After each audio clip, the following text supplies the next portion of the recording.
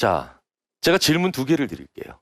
인간은 이게 가능한데 AI는 이게 여전히 불가능합니다. 뭐 이렇게 경계를 하고 그러세요. 자, 질문을 두 개를 드릴 텐데요. 첫 번째 질문에는 너무나도 쉽게 네, 뭐 이런 걸 물어봐 네 라고 대답하실 거고, 두 번째 질문에는 너무나도 쉽게 뭐 이딴 걸 또 물어봐 아니요 라고 대답하실 텐데 두 대답의 스피드가 똑같으실 거라는 거예요. 자, 그런지 아닌지 한번 보겠습니다. 첫 번째 질문이에요. 우리나라 수도 이름 아세요? 아, 뭐 이렇게 불안해하세요? 그새 이전했나? 경계하실 필요 없습니다. 이거 넌센스 아니에요. 넌센스 아닙니다. 그냥 아이처럼 대답해 주시면 됩니다. 자, 첫 번째 질문이에요. 다시 한번. 우리나라 수도 이름 아세요? 네. 1초 만에 대답하시잖아요. 두 번째 질문입니다. 과테말라에서 7번째로 큰 도시 이름 아세요? 아니요. 두 대답의 스피드가 같잖아요. 이게 되게 신기한 거예요. 왜?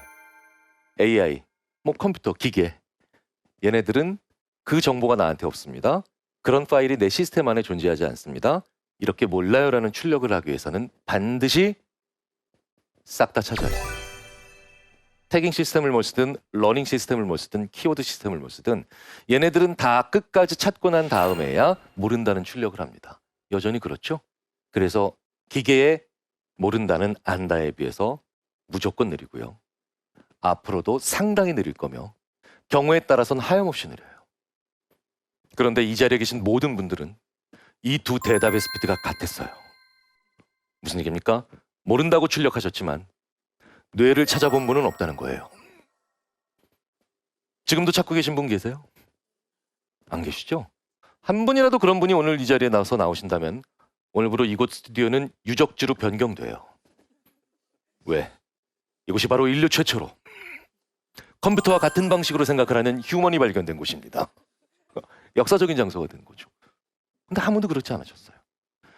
우리 뇌가 얼마나 넓은가는 제가 굳이 하드웨어적으로 설명을 드리지 않으렵니다. 그래서 뇌를 묘사하거나 다루는 다큐멘터리의 첫 장면이 대부분 우주죠. 그 우주를 보여주는 이유가 뇌가 그만큼 넓기 때문이에요. 그런데 이 만주벌판보다도 넓은 뇌를 1%가 아니라 0.0001%도 안 찾아보시고 그 정보 나한테 없어. 과테말라에서 7번째로 큰 도시 몰라. 이렇게 출력을 하신 거예요. 더 놀라운 사실을 말씀드릴까요? 실제로도 그 도시를 모르고 계세요. 그러니까 이 판단이 게다가 맞다는 거예요. 인간은 왜 이렇게 독특한 방식을 생각할까요? 시간이 많지 않기 때문이에요. 내가 만주벌판보다도 넓은 나의 뇌를 5년 정도 걸려서 다 찾아볼 수 있다고 칩시다. 그러면 야, 경일아, 너 과테말라에서 7번째로 큰 도시 이름 알아? 기다려봐. 5년이 있다가 뇌를 싹 다 찾고 난 다음에 몰라. 완벽한 대답이죠. 하지만 인간에겐 쓸데없는 5년이 낭비된 아무런 도움이 안 되는 시간이었어요. 그러니까 우리는 100살을 살든 150살을 살든 인간의 수명이 얼마든 연장되든 무관하게 우리는 유한한 시간을 살다가 이 세상을 떠나잖아요. 그러니까 대답을 빨리 하고 판단을 빨리 하는 게 훨씬 더 중요한 겁니다. 왜? 모르니까 물어보면 되잖아요. 검색해보면 되죠. 배우면 돼요. 우리 인간은 어떤 다음 행동을 할까를 결정하는 게 중요한 개체지 아는지 모르는지를 정확히 판단하는 건 하나도 중요하지 않다는 거예요. 이 어마어마한 기능을 AI에게 인간이 지기 시작하기 전에는, 즉 우리가 안다에서 1등일 때는 별로 중요하게 생각하지 않았어요. 그런데 우리는 이제 안다에서 2등으로 내려왔습니다. 하지만 우린 영원히 모른다에선 AI를 이기죠. 별로 안 좋아하시네요. 아니 교수님, 그게 시험으로 치자면 답을 못 쓰는 건데 그게 왜 자랑입니까? 라고 생각하실 거예요. 자, 방금 전에도 말씀드렸잖아요. 모른다가 1초 안에 나오니 다음에 무엇을 해야 되는지도 1초 안에 판단이 되는 거예요. 빛의 속도로 우리는 다음 행동을 결정하고 살아가는 거죠. 이 고마운 기능의 이름을 메타인지. 인지가 생각이죠. 인간은 자기 생각을 보는 생각을 하나 더 가지게 된 겁니다. 내 안에 내가 하나 더 있는 거예요. 그게 메타인지입니다. 메타라는 말이 붙으면 더 위에 있다는, 더 상위의 개념이거든요. 그래서 내 안에 내가 하나 더 있는 겁니다. 그래서 저희 인지심리학자들은 2003년에 모 방송사에서 방송했던 파리의 연인이라는 드라마를 보다가 미쳐버리는 줄 알았어요. 거기서 이동건이라는 배우가 말도 안 되는 대사를 하죠. 내 안에 너 있다. 이 얘기는 너의 메타인지가 나한테 생체이식 됐다는 얘기예요. 충격적인 얘기죠. 인류 역사상 단 한 번도 가능하지 않았던 이식 수술이 성공했다는 얘기인데 그런 어마어마한 일을 그쵸? 잘생겼다고 그렇게 함부로 해도 되는 건 아니에요. 자, 이 메타인지는 그런데 도대체 만주벌판보다도 넓은 나의 뇌를 어떻게 1%가 아니라 0.0001%도 안 건드려보고 과테말라에서 7번째로 큰 도시 이름을 모른다. 즉 찾아볼 필요 없다. 그 정보 존재하지 않아라고 자기 인지에게 즉 주인에게 알려줬냐는 거예요. 의외로 엄청난 일을 해내고 있지만 작동 방식은 간단합니다. 과테말라가 안 친해요. 과테말라 안 친하시죠? 그래서 메타인지는 안 친하니 몰라요, 못해요, 자기 주인에게 1초 만에 대답해 주는 겁니다. 대한민국은 친하거든요. 이 메타인지는 오로지 친숙함이라는 것만 보기 때문에 그래서 판단이 빠른 거예요. 그리고 인간은 그렇기 때문에 저 메타인지 때문에 오히려 어중간하게 친한 것에 대한 판단이 더 어려워지는 겁니다. 자, 보세요. 야, 너 미국 대통령 이름 알아? 친하죠? 쉬워요. 너 룩셈부르크 대통령 이름 모르지? 몰라. 쉬워요. 이건 너 안 친하니까? 가운데가 어려워요. 야, 영국 총리 이름은 뭐냐? 기다려봐. 마가렛 대처 돌아가셨다 이놈아. 그런가? 돌아가셨네 벌써. 요즘은 또 이런 사람도 있어요. 브렉시트 아니냐? 막 이런 사람도 있어요. 이게 어중간하게 알아서 어중간하게 친하니까 자기 주인을 안다의 인식, 모른다의 인식 자체로 보내는 걸 어려워한다는 겁니다. 우리 인간의 일상생활에서 일어나는 정말 많은 일들이 이 메타인지 때문이에요. 이것도 메타인지 때문이에요. 가끔 어떤 영화나 어떤 드라마 딱 떠올리시면서 거기 나왔던 배우 그 사람 이름이 생각이 안 나요. 저는 이런 쪼잔한 현상에도 다 연구하고 이름을 붙여놨죠. 이런 걸 설단 현상이라고 합니다. 네. 혀끝에서 맴맴 돌아요. 근데 안 나와요. 자, 그러면 이런 경우에 대부분 메타인지와 진짜인지가 싸우는 거예요. 메타인지는 얼굴이 친숙하니까 알고 있다라는 자신감에 우리를 떠오르지 않는데도 계속 이렇게 자신감 있는 행동을 보이게 합니다. 하면서도 얘기하지 마. 내가 얘기할 거야. 메타인지가 지금 자신감에 차 있어요. 한 괴로운 시간을 한 3, 4분 정도 보내면 이제 메타인지가 인지에게 자리를 내주고 꼬리를 내리죠. 그때 우리가 이렇게 얘기하는 거예요. 야, 첫 글자만 얘기해봐.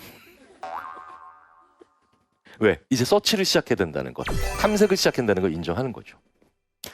자, 이 고맙고도 재미있는 그리고 인간에게 어마어마하게 빛의 속도로 시간을 절약해서 다음 행동을 하게 만들어주는 이 메타인지가 그런데 우리 인간이 살아가면서 맛보게 되는 쓰디쓴 실패의 절반을 담당한다는 겁니다. 왜? 인간은 친해지기는 되게 친해졌는데 아는 게 별로 없는 경우. 친해지기는 되게 친해졌는데 할 수 있는 게 별로 없는 경우가 되게 많아요. 그때 인간은 메타인지에게 잘못된 얘기를 듣거든요. 저는 오늘도 이곳 스튜디오까지 오는 길에 도로에서 자기 메타인지에 속은 사람 여전히 또 두세 분 이상 보고 왔습니다. 전 세계 수많은 도로에서 우리는 자기 메타인지에 속아서 실패를 하죠. 특히 저 같은 중년 남자. 아마 매일매일 보실 거예요. 도로에서 자기 승용차 몰고 가다가 차가 고장이 나서 멈춰선 사람들. 아저씨들일수록 자신 있게 차문을 열고 나옵니다. 차 왜 이래 하고 열고 나오죠. 그리고 이 아저씨들 그 다음에 무슨 행동하는지 아시죠? 본네트를 그렇게 열어요.